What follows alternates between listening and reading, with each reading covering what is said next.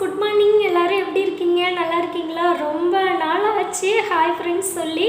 Hi friends என்னோட சேனலுக்கு நீங்கள் சப்போர்ட் பண்ணுறீங்க. நிறைய சப்ஸ்கிரைபர் எனக்கு சப்ஸ்கிரைப் பண்ணியிருக்கீங்க. ரொம்ப தேங்க்யூ சொல்கிறேன். நிறைய பாசிட்டிவ் கமெண்ட் இருக்குது, நெகட்டிவ் கமெண்ட் இருக்குது. ஒரு பாசிட்டிவ் இருந்தால் 10 நெகட்டிவ் இருக்கும். அது இருந்தால் இருந்துட்டு போகுது. அது சிலர் அப்படி தான் இருப்பாங்க. அதனால் அதை நம்ம காதில் வாங்கிக்கக்கூடாது.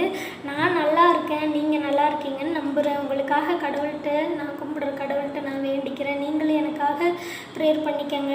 ட்ரீட்மெண்ட்டு, மெடிசன் இந்த மாதிரி இப்படியே போயிட்டுருக்குது சூழ்நிலைகள். எங்களுக்காக நீங்கள் ப்ரேயர் பண்ணிக்கோங்க. இன்றைக்கி ஜூலை 1 இந்த நாளில் மாதத்தில் முதல் நாள், வாரத்தில் முதல் நாள்.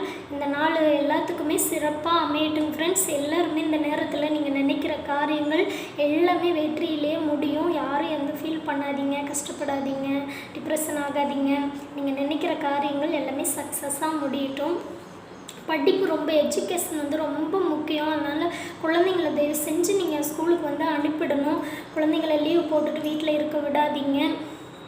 குழந்தைங்கள நல்லா கேர் பண்ணுங்கள். நல்லா ஃப்ரெண்டாக இருங்க குழந்தைங்கள்ட்ட. ஈவினிங் ஸ்கூல் விட்டு வீட்டுக்கு வந்த உடனே ஹோம்ஒர்க் பண்ண வைங்க, படிக்க வைங்க. ஸ்கூலில் என்ன நடந்ததுன்னு கேளுங்க. எஜுகேஷன் ரொம்ப ரொம்ப ரொம்ப முக்கியம். அதனால் குழந்தைங்கள லீவு போடாமல் ஸ்கூலுக்கு அனுப்புங்க. நல்லா படிக்க வைங்க. சப்ஜெக்ட்லாம் இப்போ படிக்கிறதுக்கு ரொம்ப டஃப்பாக இருக்கும். அந்த மாதிரி அப்போ இருந்த மாதிரி இல்லை. குழந்தைங்கள நல்லா கேர் பண்ணி பார்த்துக்கங்க.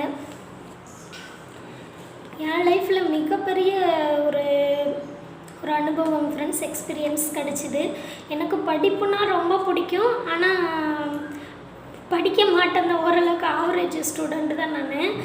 அப்போ ஆனால் படிக்கணும், ஒரு டிகிரி முடிக்கணும். அப்பா போலீஸ் படிக்க வைக்கணும் அப்படின்னு ரொம்ப ஆசைப்படுவார்.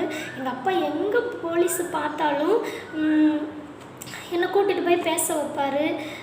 எங்கள் அப்பாவுக்கு ரொம்ப என் பிள்ளைய போலீஸ் படிக்க வைக்கணும் அப்படின்னு சொல்லி அவர் ரொம்ப ஆசைப்பட்டுட்டு இருந்தார். அவரோட லட்சியமே அதுதான். அதனால் படிக்கிற விஷயத்தில் எங்கள் அப்பா எங்களை ரொம்ப கம்பல் பண்ணுவார். படிக்கணும்னு சொல்லுவார்.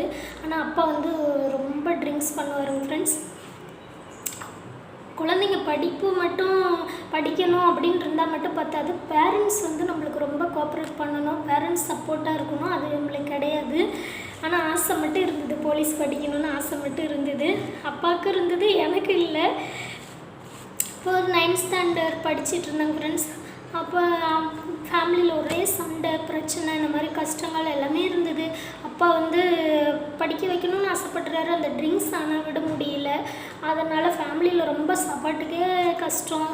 4 குழந்தைங்களா, 4 பேர் படிக்கணும், 4 பேர் சாப்பிடணும், என்ன பண்ணுறது சொல்லுங்கள். அதனால் அப்பா டார்ச்சர் தாங்க முடியல. குடிச்சு அடிச்சுட்டு இருந்தாருங்க ஃப்ரெண்ட்ஸ். அப்புறம் நானாக யோசித்தேன், என்ன பண்ணுறது, படிப்பு இல்லைன்னா என்ன பண்ணுறது. ஆனால் அந்த ஒரு எண்ணம் எனக்கு இருந்தது. படிப்பு இல்லைன்னா நம்ம ஒன்றும் பண்ண முடியாது அப்படின்ற எண்ணம் இருந்தது. ஆனால் விளையாட்டு தானே அதிகமாக இருந்தது.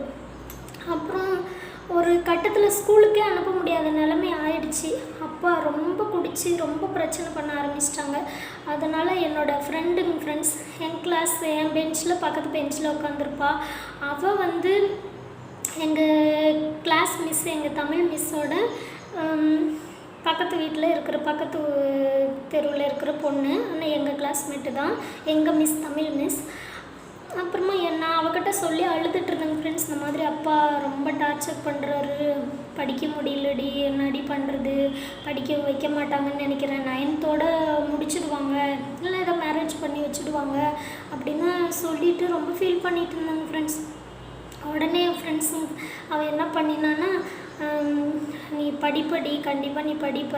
எனக்கு எங்கள் ஃபேமிலியில் என்னை படிக்க வைக்க மாட்டாங்க, ஆனால் நீ படிக்கிறதுக்கு நிறைய வாய்ப்பு இருக்குது, நீ படிப்ப, நீ கஷ்டப்படாத, கஷ்டப்படுற குடும்பத்துலேருந்து வந்திருக்கு, நீ நல்லா படிப்ப அப்படின்னு சொல்லி எனக்காக என் ஃப்ரெண்ட்ஸ் எனக்கு ரெக்கமெண்ட் பண்ணாங்க ஃப்ரெண்ட்ஸ்.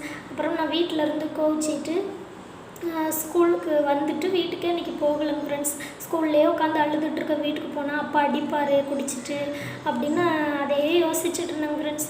உடனே என் ஃப்ரெண்டு எனக்கு சொன்னாங்க ஃப்ரெண்ட்ஸ், நான் ஒரு வீட்டில் வேலை செஞ்சேன்டி, எங்கள் மிஸ் வீட்டில் படிச்சுட்டு இருந்தேன், எங்கள் மிஸ் எங்களை படிக்க வச்சாங்க.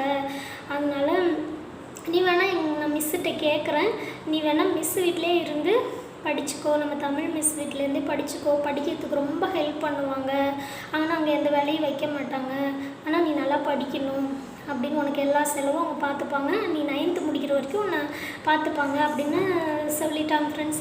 எனக்கு ரொம்ப ஹாப்பி ஆகிடுச்சுங்க ஃப்ரெண்ட்ஸ். ஆனால் இன்னொரு டவுட் என்னென்னா, அவங்க நம்மளை ஏற்றுப்பாங்களா? நம்மளை பேரண்ட்ஸ்லாம் இருக்கிறாங்க, நம்மளுக்கு ஃபேமிலி இருக்கிறாங்க, நம்மளை எப்படி அவங்க வீட்டில் இருந்து நம்மளை படிக்க வைப்பாங்களா? எல்லோரும் இருக்கிறப்ப யாரும் இல்லைன்னா பாவம்னு சொல்லி சேர்த்துப்பாங்க அப்படின்னு நினச்சிட்டு இருந்தேங்க ஃப்ரெண்ட்ஸ்.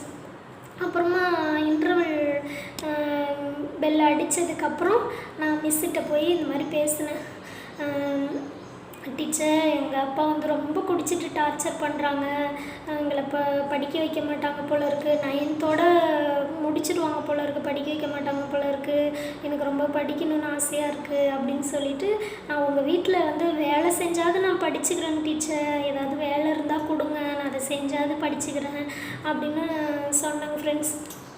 அந்த மிஸ் இருந்துட்டு அம்மா அப்பா வந்து பார்க்க சொல்லுடி அப்படின்னு சொல்லி அவங்க சொன்னாங்க ஃப்ரெண்ட்ஸ். அப்புறமா ஒரு 3 மந்த்து நான் எங்கள் மிஸ் வீட்டில், எங்கள் தமிழ் மிஸ் வீட்டிலேருந்து என்னை சேஃப்டியாக பார்த்துக்கிட்டாங்க. எந்த வேலையெல்லாம் எதுவுமே வாங்க மாட்டாங்க. படிக்கணும், அவங்களுக்கு படிப்பு எஜுகேஷன் ரொம்ப முக்கியம். தமிழ் மிஸ் அவங்க ஹஸ்பண்ட் வந்து தமிழ் சாராக இருக்காங்க 2 பேருமே. அதனால் நல்லா பார்த்துக்கிட்டாங்க. நல்லா படிக்கணும், வீட்டுக்கு போகணுன்னே படிக்கணும், சாப்பாடு ஸ்கூலுக்கெல்லாம் அவங்க சமைக்கிற சாப்பாடு எனக்கும் கேரியரில் கட்டி கொடுத்துருவாங்க. நல்லா பார்த்துக்கிட்டாங்க ஃப்ரெண்ட்ஸ் 3 மாதம். நானும் இந்த 3 மாதம் 9th வந்து முடித்தேன். 9th முடிச்சுட்டு 10th 11th 12th எல்லாமே கன்னியாகுமரியில் படித்தேன். வெள்ளியவிளை கான்வெண்ட்டில் படித்தேன். அதனால் நம்ம படிக்கணும்னு நினச்சா நம்ம எந்த சூழ்நிலைகளில் இருந்தாலும் அதை மாற்றிட்டு நம்ம படிக்கலாம். அதனால் எஜுகேஷன் ரொம்ப முக்கியம். இன்னும் அந்த ஃப்ரெண்ட்ஸ் வந்து என்னோடய ஃப்ரெண்டு இன்னுமே நினச்சி பார்ப்போங்க ஃப்ரெண்ட்ஸ். இந்த உலகத்துலேயே அப்படி ஒரு ஃப்ரெண்டு கிடைக்குமா என்னன்னு தெரியல. நல்ல ஃப்ரெண்டு அவள். ஆனால் அவள் லைஃப் முடிஞ்சிருச்சு. அவள் லைஃப் அந்த 9th படித்த அந்த மாதத்துலேயே அப்பயே அவளை மேரேஜ் பண்ணி கொடுத்துட்டாங்க. இப்போ அவளுக்கு குழந்தைங்க எல்லாம் 5 வயசு, 5 வயசு, 8 வயசு, 7 வயசில் குழந்தைங்க இருக்கிறாங்க ஃப்ரெண்ட்ஸ். ஆனால் கடவுள் என்னை வந்து திரும்பி எனக்கு நல்ல எஜுகேஷன் கொடுத்து எனக்கு படிக்கிறதுக்கு ஹெல்ப் பண்ணாங்க. படித்தேன். சில சூழ்நிலைகள்னால அதையும் சரியாக கம்ப்ளீட் பண்ண முடியல. இருந்தாலும் கடவுள் ஆசீர்வாதத்தில் எனக்கு படிப்பு வந்து கிடச்சிது. இதை எதுக்கு சொல்கிறேன்னா, ஏதோ ஏனோ தானன்னு இருக்காமல் லைஃப்பில் நம்ம ஏதாவது சக்ஸஸ் அடையணும்னா ஏதாவது ஒரு முயற்சி எடுக்கணும். அதனால் இதை நான் சொல்கிறேன். இது என்னோடய கருத்து. எனக்கு அப்படிப்பட்ட ஃப்ரெண்டு கிடச்சதுக்கு நான் ரொம்ப கடமைப்பட்டிருக்கேன் அவளுக்கு. இன்னும் அந்த ஃப்ரெண்டை பார்க்க முடியல. நான் 9th முடித்து அப்புறமா கன்னியாகுமரியில் படித்து அப்புறம் காலேஜ் படிச்சுட்டேன். ஆனால் அவளை வந்து பார்க்க முடியல. குழந்தைங்க, ஃபேமிலி அப்படின்னு சொல்லி ரொம்ப கஷ்டப்படுறான். இன்னும் அந்த ஃப்ரெண்டை நான் நினச்சி பார்க்குறேன், அவன் நல்லா இருக்கணும் அப்படின்னு சொல்லிட்டு. இந்த மாதிரி எனக்கு லைஃப்பில் நிறைய உதவி பண்ணணும் ஃப்ரெண்ட்ஸுங்க இன்னும் எனக்கு எவ்வளோ பேர் இருக்கிறாங்க ஃப்ரெண்ட்ஸ். அவங்கள சொல்லணும்னு நினச்சா எனக்கு நேரமே பத்தாது. நான் நிறைய விஷயங்களை அவங்கக்கிட்ட ஷேர் பண்ணுறேன். அவங்கக்கிட்ட பேசுனதில் எனக்கு ரொம்ப சந்தோஷம். நீங்களும் ஹாப்பியாக இருங்க. மெலோடி வாய்ஸ் யூடியூப் சேனலுக்கு சப்ஸ்கிரைப் பண்ணுங்கள். இந்த நாள் வந்து எல்லாத்துக்குமே சிறப்பாக அமையட்டும். Bye friends.